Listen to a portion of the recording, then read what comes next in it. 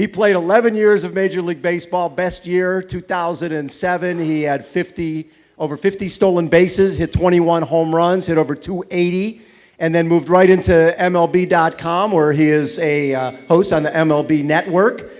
And then he fell into this sport called triathlon, endurance sports. He ran, believe this or not, 420 holes of golf in 24 hours, ran the Western States 100, has done 11 Ironman races. His PR is 10:01. We call that 9 and change. Give it up for Mr. Eric Byrnes.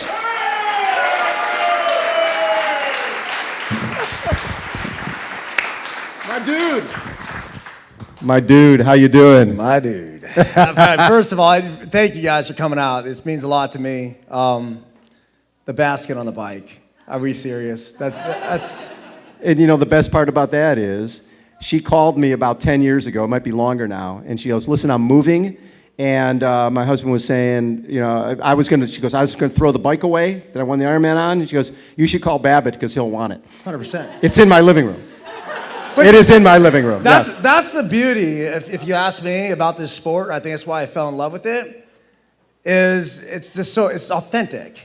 And yes. Each and every one of us get into it for a certain reason. Yeah. And then, you know, we all have our moments where we're super competitive and we go 150 miles per hour on a bike. I hit 50, I freak out. He's a crazy man. And he's 70, how old are you, 72? 72! The guy's a stud. I love that. But this whole sport, and it's kind of like life, it's about pushing limits, but it has nothing to do with my limits. It has nothing to do with your limits. It has to do with your own individual. So we're not going, you know, that's the one thing I think it really hit me and resonated with me when I got in the sport. This wasn't about beating the guy next to me. I made a living by doing everything I could to do that my whole career. So when I got into this, I just fell in love with the self-suffer sessions and digging deep. Yeah. And really kind of trying to figure out how far I could go and how much I could push myself. And that was, it's been so awesome. And the community has been everything. And Bob was one of the first guys that I met out at Wildflower the first year before I did my first Ironman. And, you know, it's really cool to have developed a relationship and be here tonight and all you guys. Look at this club. Is this the best club on the planet? Incredible. It really is. So talk a little bit about your first triathlon, because you dominated right from the beginning. Yeah, right from the beginning. I just knew I was made for this. When I got it was a kelp crawl, the Pacific Grove Triathlon. I thought I was going to drown in the water. Literally about halfway through, like I would have tried to reach. I was looking for one of the kayaks to reach for, but he wasn't there. And so then I just came face to face with my maker, and I said, this is it. If I'm going to die, like today might as well be a good day. At least it's beautiful outside. And I turned over my back, and I was wearing a 5mm surfing wetsuit, and so it like floated me. I'm like, oh, okay. I'm still gonna die, but today's not the day. And so I made it to shore, got on I had a beach cruiser, and that's why I mentioned that about the bike, legitimate beach cruiser. And I didn't show up there trying to be funny, trying to be that guy. I had no clue what I was getting into. It was a dare from a couple of junior high school friends of mine.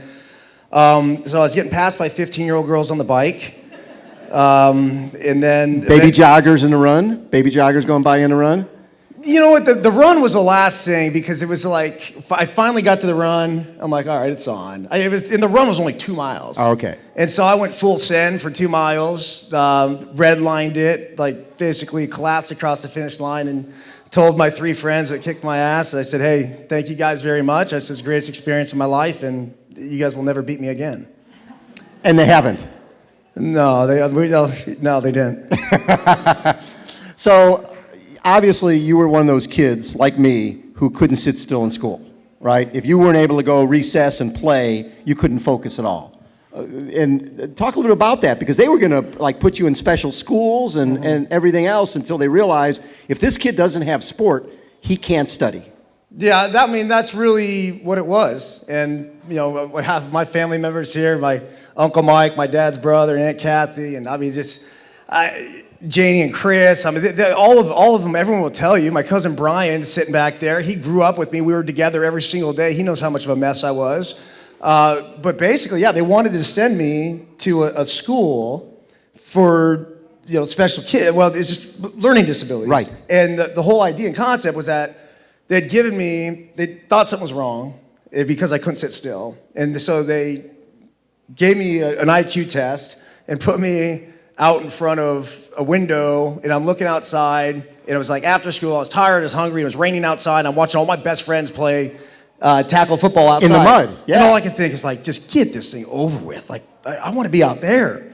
And so I must have bombed it, never exactly heard the results, but the psychiatrist at the time was like, hey, look, I want to retest him like a week later, and I want to do it in a controlled environment after exercise.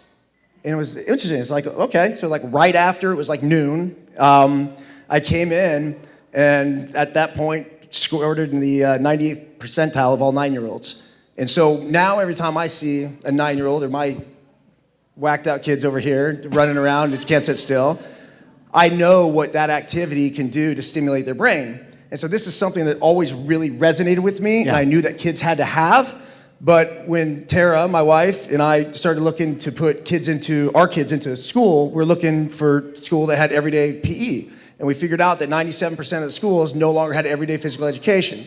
So at this point, it was just like, you gotta be joking. And then we figured out 60% of kids, 0 after-school youth activity, kids are spending 7 to 9 hours a day on screens, and it's disturbing. And it wasn't necessarily, it has nothing to do with fat shaming, it has nothing to do with their bodies, it has to do with their mental capabilities. And if you're not gonna give those kids the exercise, we're not giving them an opportunity to succeed. So we decided to start a foundation, and Tara, who's from East County here, San Diego.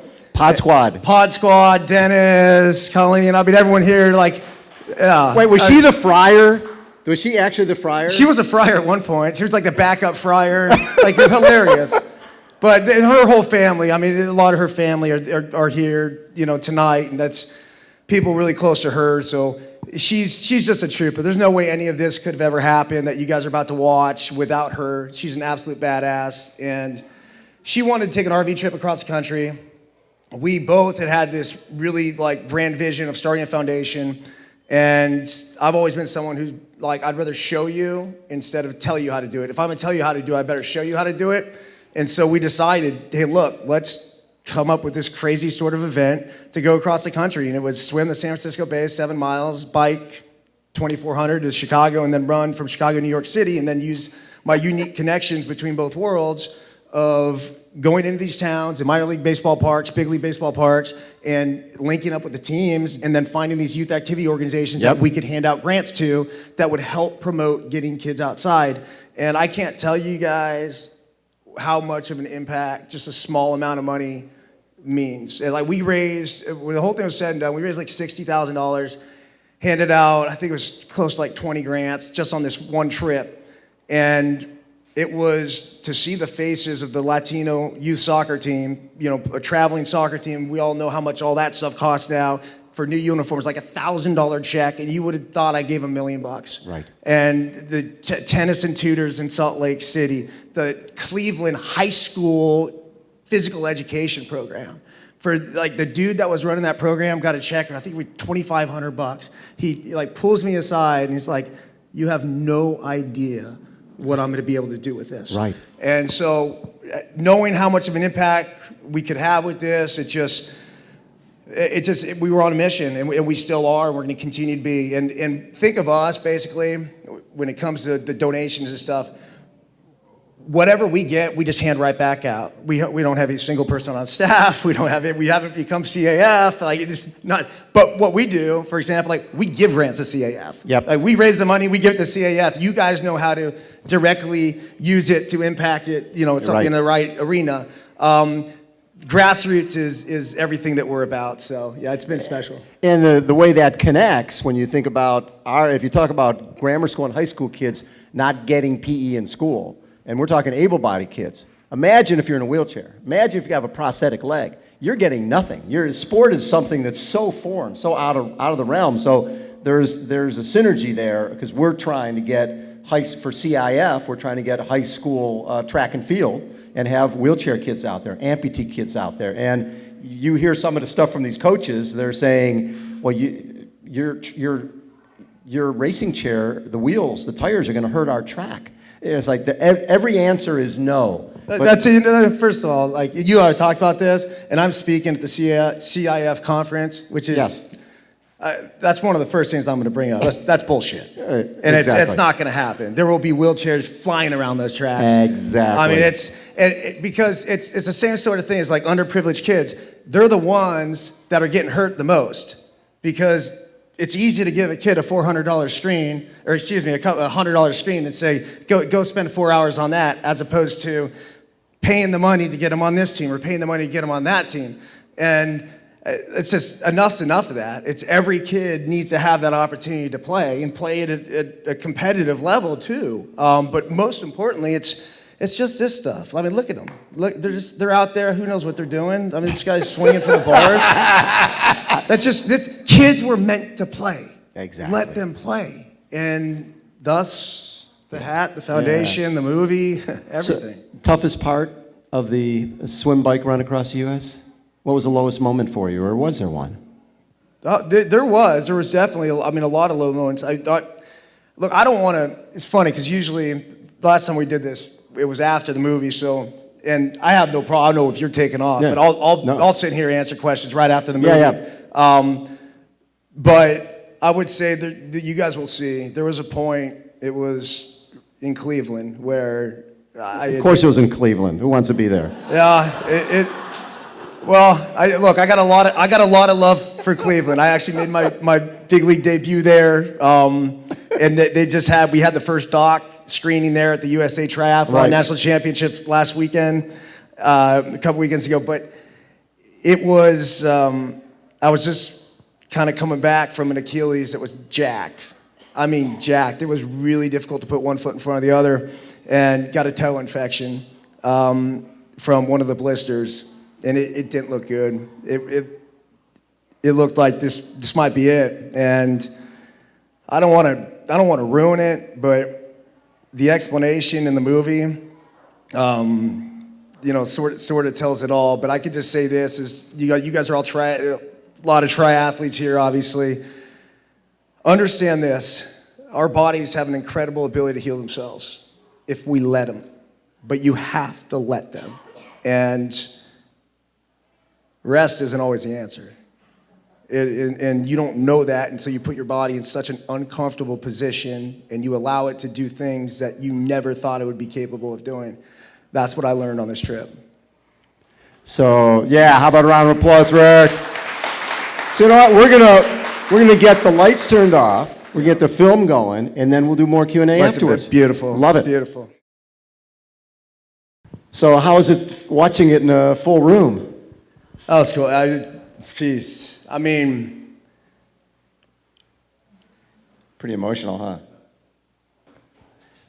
it's living it again. I mean, Love it.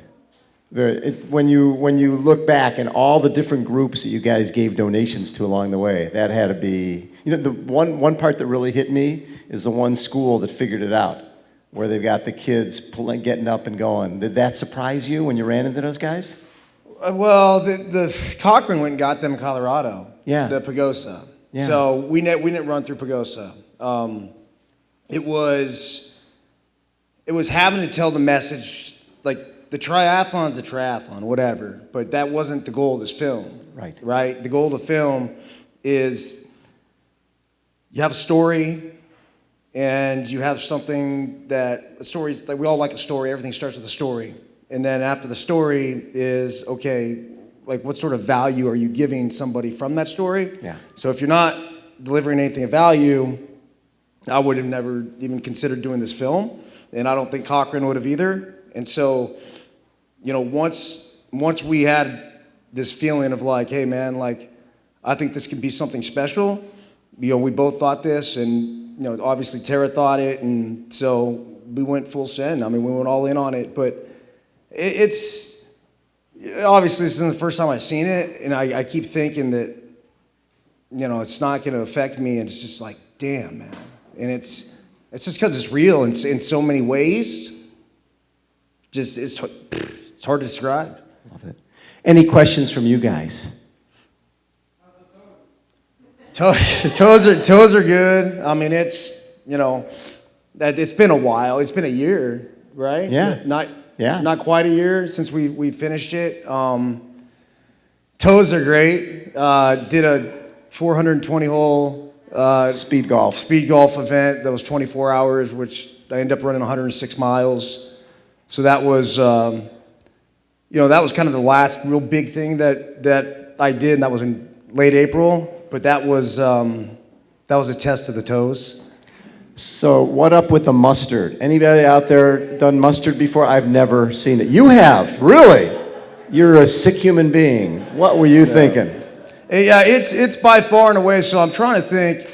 The original person to turn me on the mustard was Meredith Kessler, and I was going to do Western States, and she reached out and she's like, "Hey," she goes, "I got some tips for you." She was like, "Oral IV, which is another terrific product in mustard." And so Oral IV actually helped us. Bob Jones helped us with, sponsored the trip and just sent us a ton of Oral IV, which is just like this concentrated water and mustard. Because here's the thing, like, no matter what we do, like the swim, like I'm asking my body to do something it hadn't done before. Right. The same sort of thing with the run. The bike was interesting because, shockingly, I didn't really know what to expect, but as I rode on, You got stronger. I got stronger. Yeah. And the same sort of thing with the run, because your body adapts to what it was doing, and that gets into what I was talking about. It's just like we all have these limits, and we all think. I laugh when someone's like, "Oh, I can't ever run more than 5 miles." I'm like looking at this person. I'm like, "Dude, you can run a marathon right now. Like, I promise you." Like, it's just. But it comes to figuring out little tricks of the trade, and one of the tricks of the trade, especially with the swim, that was my biggest fear on the swim, besides getting eaten by jaws, was cramping, because I've cramped in, I think, every one of my Ironman swims. And so at some point, and I'm sure a lot of you guys, there's a lot of Ironman in here, but like, it's just, Everybody's nodding. I get about halfway, and we all kick too hard, and we're not supposed to be kicking, and we never train with kicks, because as triathletes, there's this little flutter thing, right? Right. And so you get out there, you're jazzed. Now you're working your muscles like you didn't expect to work your muscles, and then it grabs. And so then you're going through the waters with one leg dragging, and it could get ugly. So I'm like, for 7 miles, like, that's going to be nasty. Now, the thing is that having those guys by my side in the kayak, mustard, water, whatever I want at that point, it made it so much easier and so much more comfortable too, being out there. You and I had this real long conversation about, the swim, and for all beginning triathletes, it's obviously the most fearful thing that we fear the most. And I had panic attacks in the water. I went through all of it just like everybody else. But now I look at it, especially even these long distance swims, to have the kayak next to you, it's huge to know that you have that support right there. And you're thinking, oh yeah, question. I saw it, so I was swimming. The question was, did you know the shark was there? I'm 500 yards, maybe 500 yards from shore. And so my boy Hendu was to the right, T and Kowalski were to the left. And so I turned up, and Hendu, I had a feeling that I wasn't going to see him. He's this type of guy that's going to disappear when we get to the Alameda, and I knew there's a ton of people waiting. And so I kind of reached out with 500 yards to go. I'm like, "Hey, bro." I said, "Thank you." And I gave him some knucks. He's like, "You got it."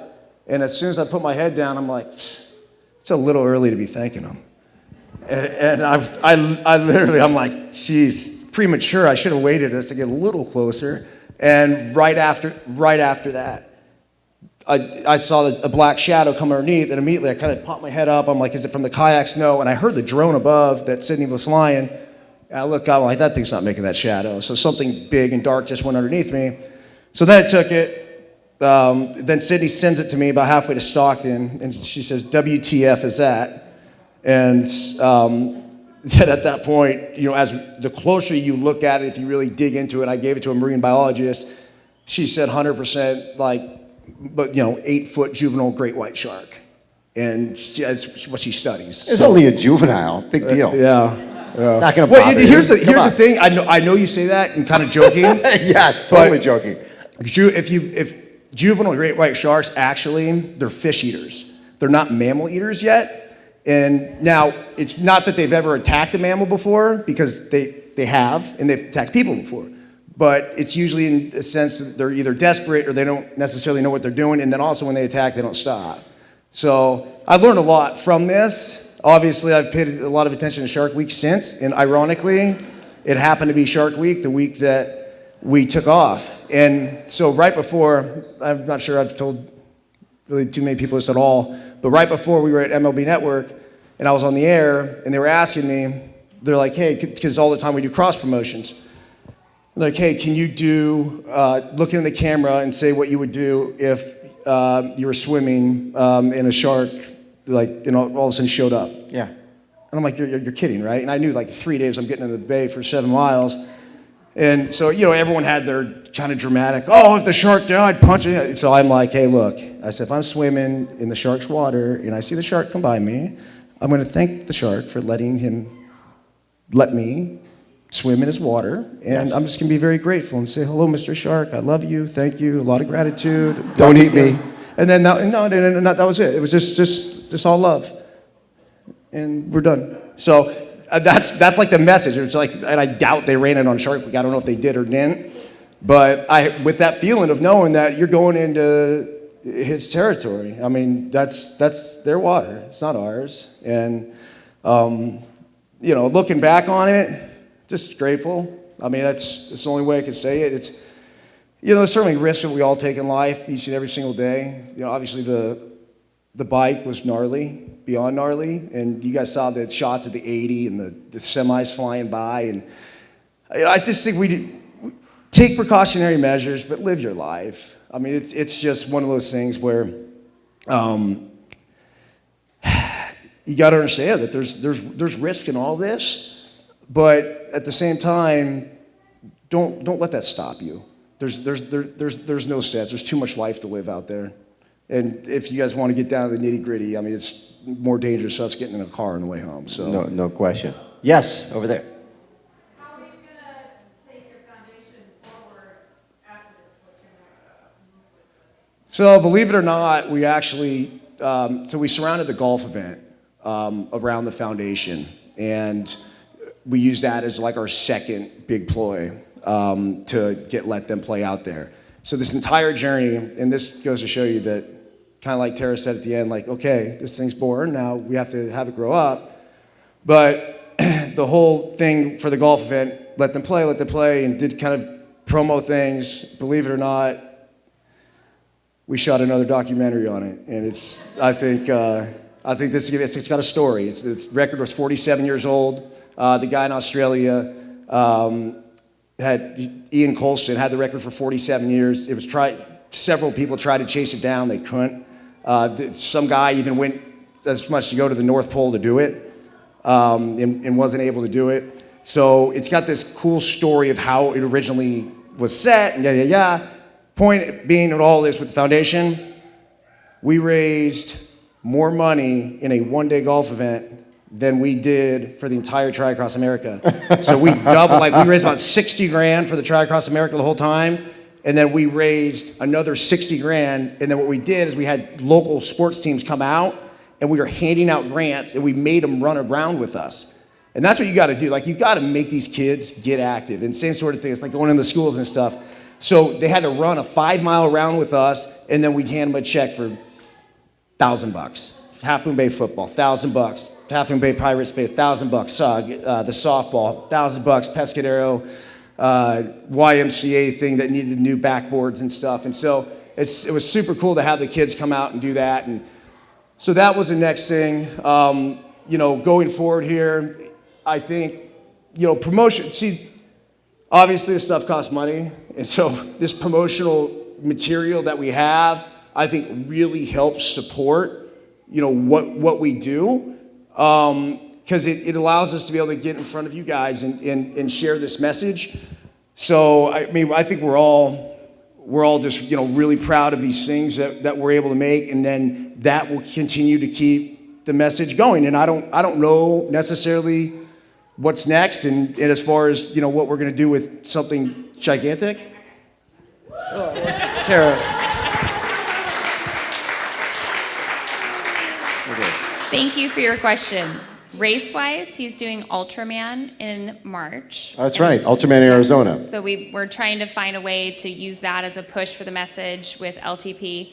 LTP as a whole, we're coming forward, we're going to be doing a national release of the documentary next spring.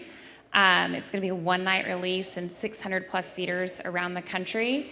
And the goal with that is to get the message out. And we're partnering with different organizations that are both in schools and focusing on after-school activities, delivering more than just these small bridge grants. We're looking to put some major program push behind. We're developing something with USA Triathlon right now where kids are getting exposed to a 6-week program. Some of these kids are 15 and they've never seen a pool.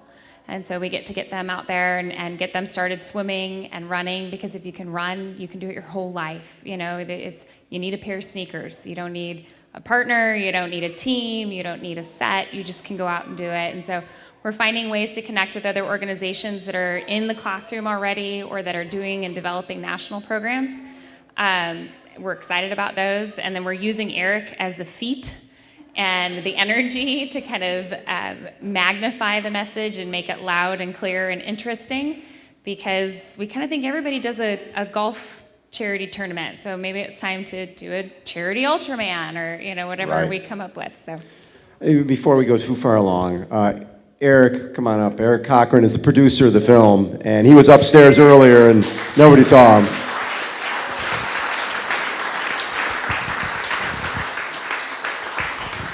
So this is the second time you've seen it with a group? Second time, yeah. Pretty cool. Very cool. Yeah.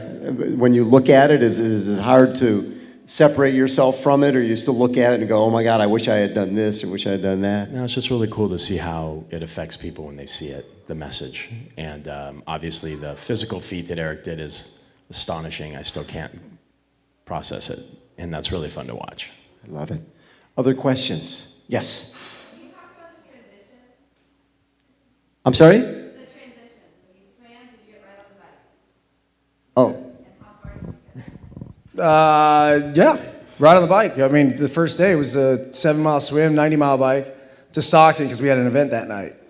So we had to get off the bike, and literally, we were pushing the envelope to get there, and got there just in time, did the event. That's what made it a lot more difficult, because the whole time we were doing these events, and at the same time, we're trying to put together some kind of good product that we could eventually put together to be this, and that's not always easy too, because half the time, it's just like you don't want to see a camera. And there was a lot of, Kowalski said it best, we had to get through the darkest moments with humor. There's no other choice, and humor is just the greatest healing power that you could ever go to, and so we just kept at it, and we wouldn't stop, and it just.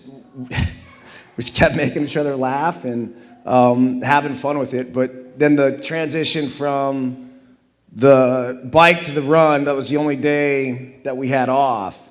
And that was in Chicago. I take that back, because we rode to Salt Lake. We started getting some big mileage into Salt Lake. Did back to back to back, 140s to 150s to get to Salt Lake early so we could have the day off for the event. And then the same sort of thing for Chicago, so we could have the day off when we got to Chicago and do all the foundation stuff. Because if you're not able to get there and be functioning, it's not going to work.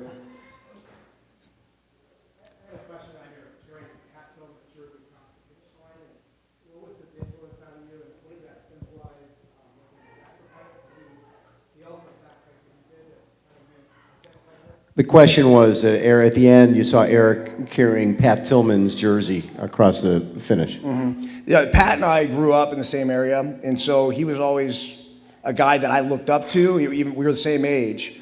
And then I got an opportunity to meet and know Pat in Arizona when he was with the Arizona Cardinals, and I had just gotten drafted by the Oakland A's. His roommate and best friend on the Cardinals was a guy by the name of Zach Walls. Zach was my best friend all through high school, and Zach ended up going to Dartmouth.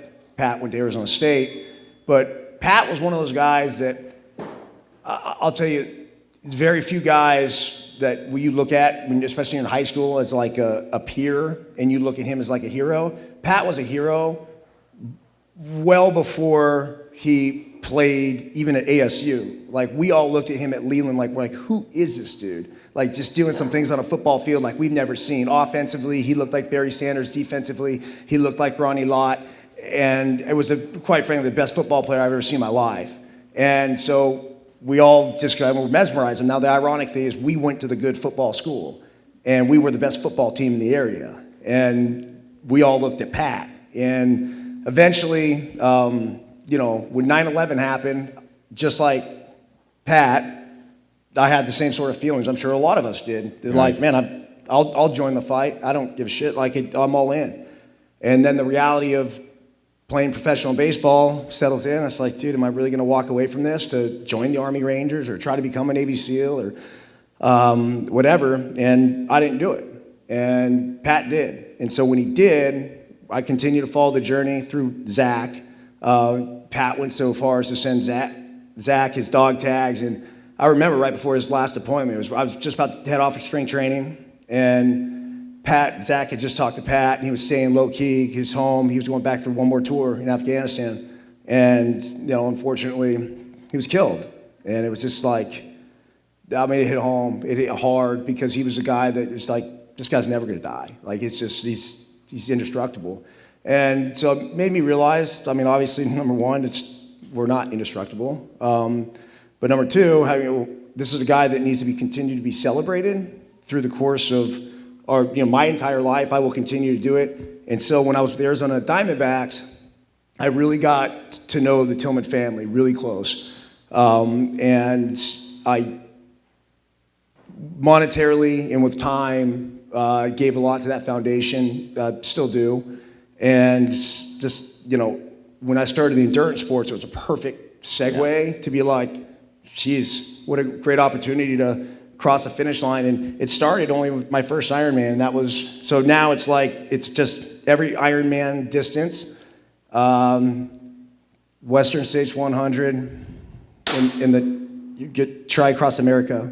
That was it. Those are the three. And actually, Pat Tillman was on my radio show after he did a triathlon. Yeah, go listen to that. It's so cool. Yeah. If you want to know who Pat was, like in a nutshell, he's just such a dude. And he was still playing. He was playing football. He would do something unique each off season. So he decided one summer he was going to do a triathlon, and he did Eagleman triathlon. And I remember having him on going, so you're now shaving your legs and wearing a Speedo? He goes, no, sir. No, Pat Tillman's not shaving any legs. He's not wearing a Speedo. Yeah, he was just a unique character. Like, he ran a marathon one off season. Yep. That off season, he did the 70.3, and just a guy that was willing to step out of the box, push the limits, ask questions, not accept the status quo. That's, you know, everything he was as an athlete, everything, you know, with the effort he gave, everything he was as a person. If we could teach the next generation about that and about the sacrifice that he made, being willing to walk away from Millions. Everything, Yeah. you have everything. You have the world by the balls, and you're going to walk away and for something that he deemed greater. Exactly. It was awesome. So, Hey, so we have, you brought some stuff to sign, right, and to give away. where's Tara? What do we have? It's in the back? You can keep it back there because people can come back there. Yeah. That okay? Yeah, for sure. Cool. On the way I want to out. thank all you guys for coming and staying late and giving up your weekday evening. Thank you so much for being here.